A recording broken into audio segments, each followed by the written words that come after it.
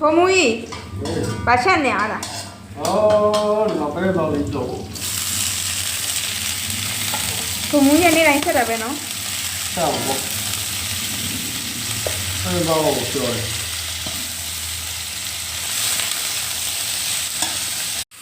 လာပါအဲပေါ့လေးလူဝိုင်းဒီလိုဆိုတော့အဲပေါ့လေးလူဝိုင်းမှာမကျုပ်လေးကျုပ်ပေါ့လေ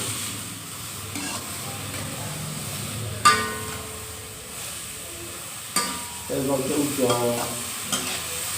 စားလို့ကောင်းတယ်နော်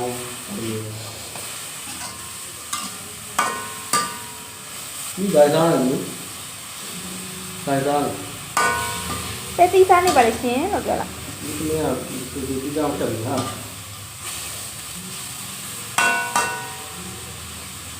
哇，就泡出来，这啥人呢？啥人呢？哪个啥人来了？